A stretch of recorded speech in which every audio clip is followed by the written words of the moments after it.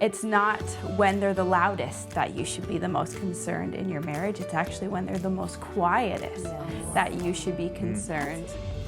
We are back in the kitchen with our kitchen couples. We have Mike and Diane, and Eric and Kara. Always a great time with these guys. Absolutely. Yeah. And these guys don't know anything about conflict.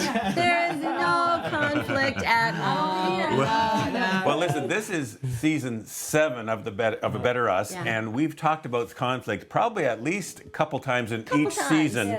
And there's a reason for that, because it is so common in marriage. Like, conflict is inevitable, but combat is optional, right? That's good. That's And a good so, thing. no matter how long you've been married, it's always something that we have to deal with and hopefully learn to get better at, don't we? Absolutely. Yeah, just putting yourself on the same side of the table, focusing on the issue in the middle. But for Karen and I specifically, we're one of those couples, rare. We never have conflict, and so we actually don't know what you guys are talking about. And, Okay, wait a second. Eric is our son. So, Kara, we happen to know that's not true. Okay. Because he's a wonderful human being, but he's not perfect. Yeah, no, one of those, definitely one of those imperfections is just when Kara and I are in a discussion, when we're in a discussion, I know that when she's talking to me about her side, I'm already formulating and trying to think of what I want to say to prove my point, and I'm not letting her feel heard. And so that's something I have been trying to work on, because better communication, of course, is better for your marriage. But like, when she feels heard by me, even if that causes a few extra seconds of awkward silence in the middle, it's better than not feeling heard in the conversation, right? And so, And I think the importance is that we're having the conversation, because I thought it was very interesting that there's not a strong correlation between arguments and divorce. It's actually the habitual avoidance of conflict that there is a correlation with divorce. Don't stop fighting. Yeah. Don't stop arguing. Yeah. I heard that it's not when they're the loudest that you should be the most concerned in your marriage. It's actually when they're the most quietest that you should be concerned. That's a good point. Yeah, because then you don't know where they're at. But if they're fighting, you'll hear them and you'll know. It means you're still trying. Yeah, it does. Absolutely. Mean still trying. It's important to listen with the intent to understand, not with the intent to respond. And my husband likes to say that we're on the same team. When I tear you down, I'm tearing myself down. That's right. But when I build you up, I'm building me up. I'm building us up. So that's just very important to remember and to understand as you have your conversation. To remember that you're on the same team. You're partners. You're in this together. That's it. Yeah. And not only can we get better at conflict, but healthy conflict makes us better. Right? And so it's really important to say, like, opposites attract, right? So we know that, right? Opposites attract. She's musician, very much into the arts, and I'm a sports guy, right? So there are going to be differences of opinion there. It's very natural. I mean, those are kind of two things, but there's a whole list of things that make us attracted to each other, right? And consistent with that, then it is a very natural thing not to agree all the time.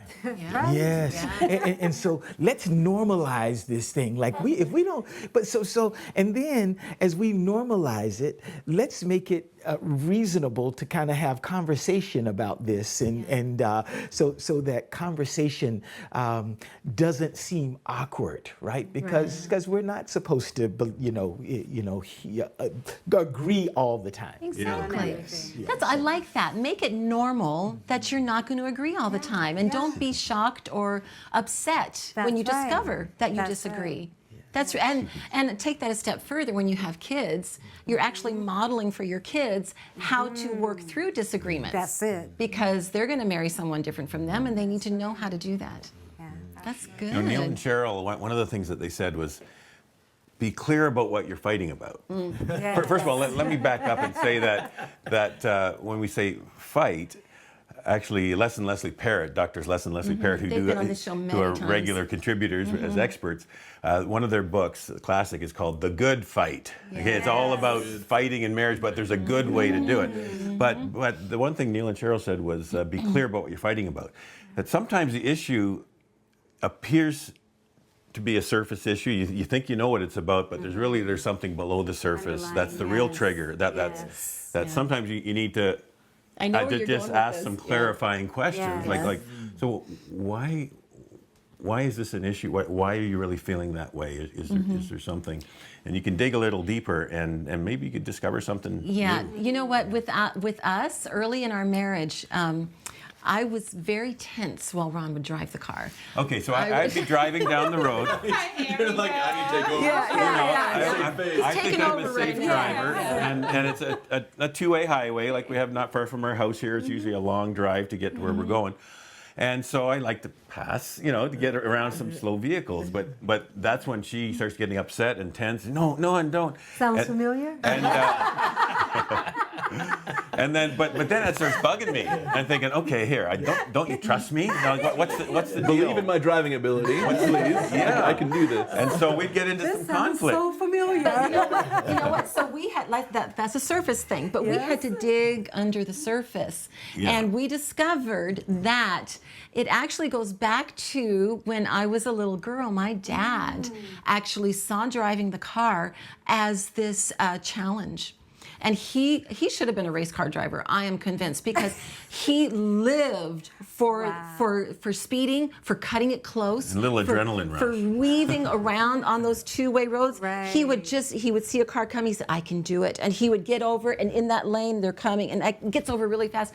And nobody could say a peep. You just have to and I'm squeezing my hands. I think we all have a little bit of that in us. Though. Like when I type in the destination on the GPS, it says, "Here's your arrival time." I always turn to Kara. I can beat that. I can beat that. So Kara and Diane, you are my people. Yes. You understand. I totally understand. Yes. So once we dug beneath the surface and realized that, then we can decide, okay, honey, I do trust you. Okay, yes.